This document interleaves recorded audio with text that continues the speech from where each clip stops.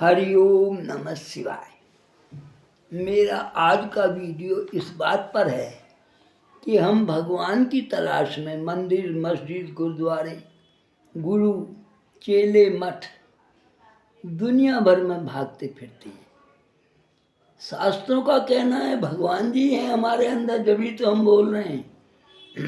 भगवान तो हर कण में है, पृथ्वी के हर जर्रे जर्रे में है। फिर हम तलाश क्यों कर रहे हैं? अब एक बात इसमें खड़ी होती है, यदि भगवान जी आपके घर रहना चाहें तो क्या आप रख लोगे? मैंने इस बात पर आज का वीडियो दिया है। आप ध्यान से सुनेंगे तो आपके जीवन में परिवर्तन भी होगा, बदलाव भी आएगा। मेरे प्यारे देशवासियों, हरिओम नमः शिवाय। आज राम सेवक का परिवार इतना खुश था कि घर में नए नए पकवान बन रहे थे, नए नए वस्त्र पहने लोग नाच कूद रहे थे। खुशी इतनी अधिक थी, न तो किसी को खाने की फिक्र थी और न किसी बात का डर। बस बोले ही जा रहे थे, बोले ही जा रहे थे जो मन में आ रहा था। जो कुछ भी उनके दिमाग में आया, नाच रहे थे, खुश हो रहे थे, बोल रहे थे, क्योंकि बात ही कुछ ऐसी थी। इतने में दादाजी ने घर में प्रवेश किया और बोले, ये क्या हो रहा है शोर शराबा? कोई हमें भी तो बताए। पुत्र वधू ने सीरियस होते हुए बताया कि आपके पुत्र जो ईश्वर का भजन में लीन रहते हैं, भगवान से बहुत करीब रहना चाहते हैं, उनसे मिलना चाहते हैं, उनकी बात भगवान जी ने मान ली। क्या बात मान ली? भगवान जी अब हमारे घर में ही हमारे साथ ही रहने को आ रहे हैं। ये बात पुत्र वधू ने बताई अपने ससुर को। दादाजी बोले, चुप हो जाओ, बंद करो ये फिजूल की बकवास। इतने में बेटा भी आ गया। बोला, पिताजी मुझे स्वयं भगवान जी ने स्वप्न में नहीं, जागृत अवस्था में बोला है। क्या बोला है? हमारे घर में, आपके इसी घर में हमारे साथ ही भगवान जी रहेंगे। है ना खुशी की बात दादाजी? दादाजी बोले, मूर्खो, भगवान जी तो हर जगह हैं, कण कण में हैं, हम सभी में हैं। फिर साथ रहने या घर में रहने की बात हास्यप्रद है। ये मेरी समझ से बाहर है। आप क्या सोच रहे हैं? इसे भूल जाओ।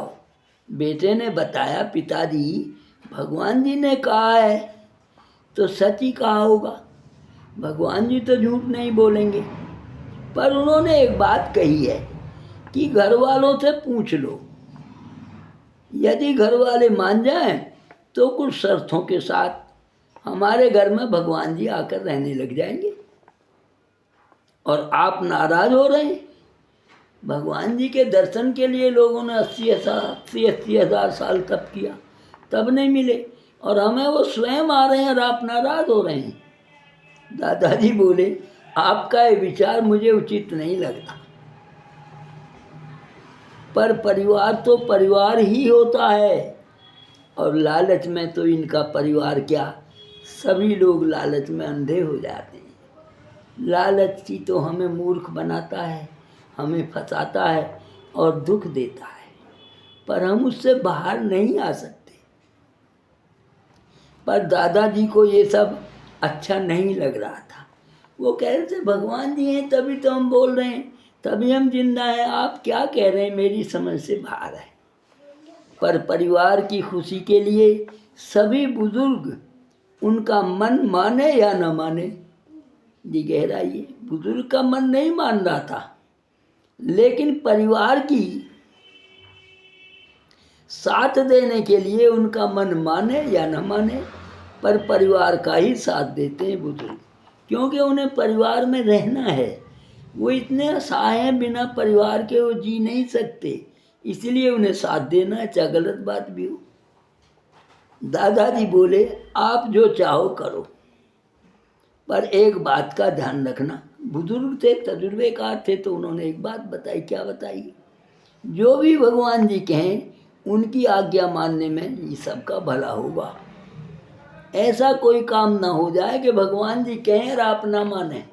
ये उन्होंने एक सीख दे दी अपने परिवार को, जो सभी को, बुजुर्गों को देनी चाहिए और परिवार को माननी भी चाहिए। भला होगा, उसमें किंतु परंतु ना लगाना। उन्होंने कहा जो भगवान जी बोले उसे आप सिरोधार्य करें, माने, लेकिन उसमें किंतु परंतु ना लगाएं। राम सेवक के सामने भगवान जी ने अपनी 2 शर्त रख दी। पहली शर्त, आपको ही मेरे दर्शन होंगे, मतलब मैं केवल आपको ही देखूंगा और आप मुझे देखेंगे, और कोई मुझे देख नहीं पाएगा, मैं उनसे छिपा रहूँगा, और केवल आप ही मुझसे बात कर सकेंगे। घर का कोई मेंबर या बाहर का मुझसे बात नहीं कर सकता।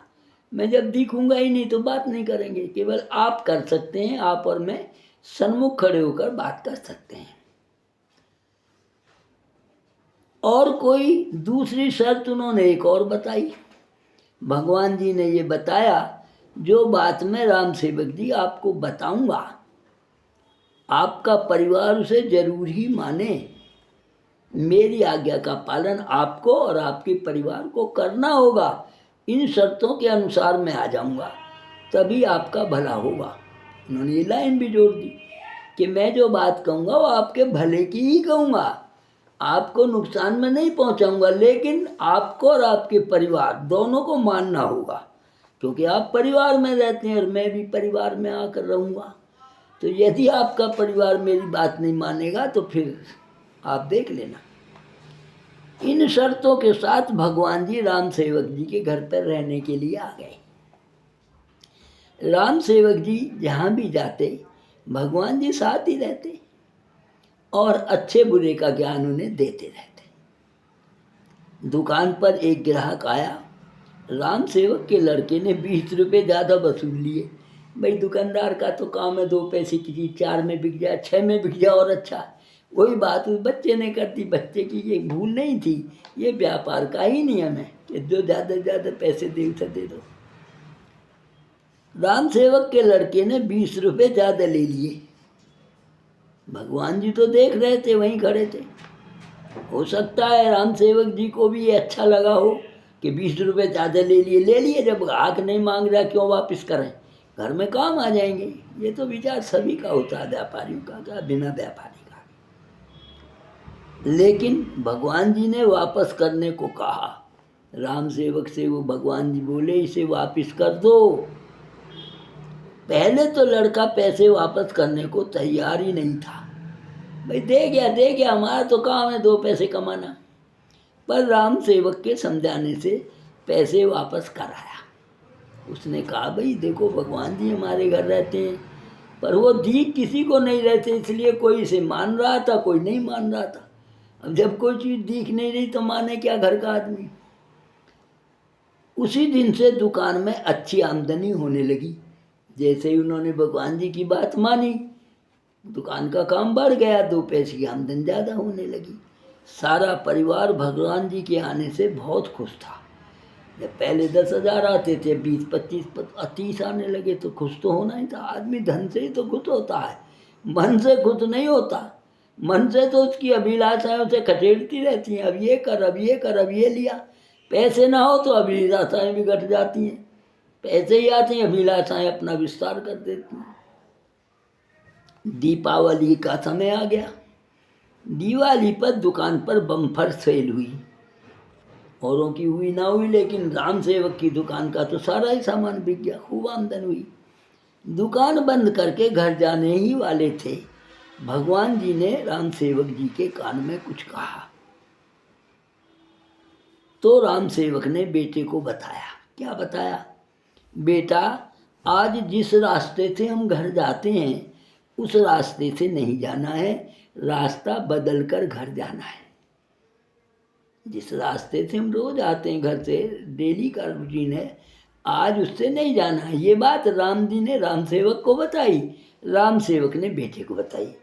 बेटा बोला क्या बात है, क्यों जाना है? बेटे को तो ये पता ही नहीं, ये भगवान जी बता रहे हैं। वो तो यही सोच रहा था पिताजी पता नहीं आज क्यों कह रहे हैं इधर से जाइए, कुछ बात है क्या? उसने ये भी पूछा। राम सेवक बोला अगर तुम नहीं मानते तो तुम इस रास्ते से ही चले जाओ, कोई बात नहीं है, पर पैसे मुझे दे जाओ। राम सेवक ने तो सोचा भाई ठीक ही हो जाएगा, पर पुत्र नहीं माना और ना उन्होंने पिताजी को पैसे ही दिए ना रास्ता बदला। कहने का मतलब भगवान जी ने जो कहा राम सेवक को, पुत्र ने उन दोनों बातों पर कोई ध्यान नहीं दिया और उसी रास्ते से घर की ओर चल पड़ा। नतीजा क्या हुआ? रास्ते में चोरों ने बेटे से रुपए भी छीन लिए और इतनी पिटाई करी कि वो अस्पताल में 6 महीने रहना पड़ा। अब आप देखिए, जब भगवान जी ने शर्त लगा दी थी आपका परिवार और आप मेरी बात को मानेंगे तभी तो मैं रहूँगा, उन्होंने मानी नहीं तो फिर कष्ट उठाइए। इस हादसे से घर के और मिलने वाले सभी लोग राम सेवक को दोषी मान रहे थे। पहला दोष तो ये था, राम सेवक ने तो भगवान की मानी, रास्ता बदल कर आया। लड़के ने मानी नहीं, उसकी पिटाई होगी, पैसे छिन के, जो आमदन थी खत्म, जीरो। तो सब लोग ये कह रहे थे राम सेवक जी आप पुत्र के साथ क्यों नहीं आए? अब इस बात को राम सेवक जी सबको बतेरी कह रहे, भाई मैंने कहा था रास्ता बदलो, और ना बदलो तो पैसे तो दे जाओ, तो यही पिटता पैसे बचते। इसने मानी नहीं, लेकिन क्योंकि ये बात राम जी ने राम सेवक को बताई थी, इसलिए वो उसे क्लैरिफिकेशन नहीं दे सके और सारा समाज घर के उसके बाप पर ये एलिगेशन राम सेवक पर लगाने लगी, तेने जानकर अपने बेटे को मरवाया और पैसा भी चला गया। सभी लोग राम सेवक के विरोधी से हो गए। अब जो राम जी के उसे घर के माने ही नहीं। राम सेवक सबको कैसे और कहाँ से भगवान जी के बारे में बताए, क्योंकि वो केवल उसे ही दिख रहे थे और को तो दिख ही नहीं रहे थे। अब वो बताए या समझाए भी तो कैसे समझाए? राम सेवक जी दुविधा में पड़ गए। जब राम सेवक जी भगवान जी से बात करते तो राम सेवक के घर वाले छुप छुप कर देखते और ये कहने लगे पिताजी तो पागल हो गए, रात भर बड़बड़ाते रहते हैं, कोई प्रश्न नहीं करता फिर भी जवाब देते रहते हैं। भगवान जी से जो वार्तालाप होती थी वो राम सेवक जी की तो सुनाई पड़ती थी, भगवान जी की सुनाई नहीं पड़ती थी। इसीलिए उन्हें लगा भी हमारे पापा तो पागल हो गए।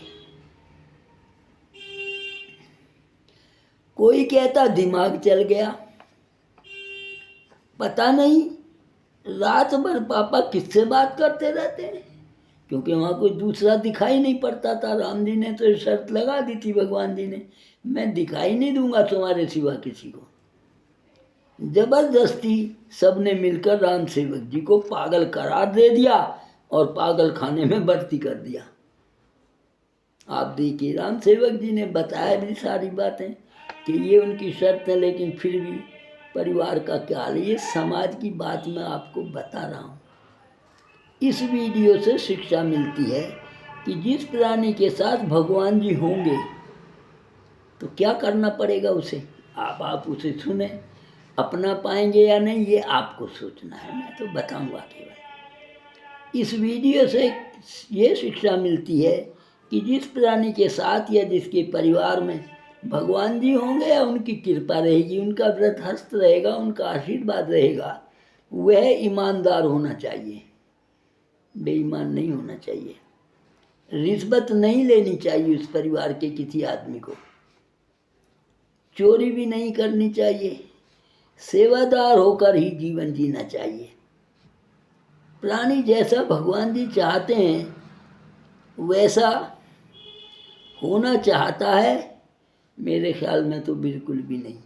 कोई रिश्वत लेना नहीं छोड़ेगा, पड़े हुए पैसे नहीं छोड़ेगा, उठाएगा।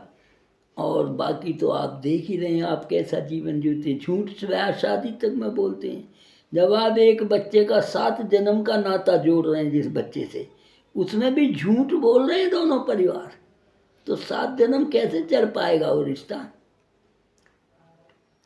आप बिल्कुल भी नहीं, मतलब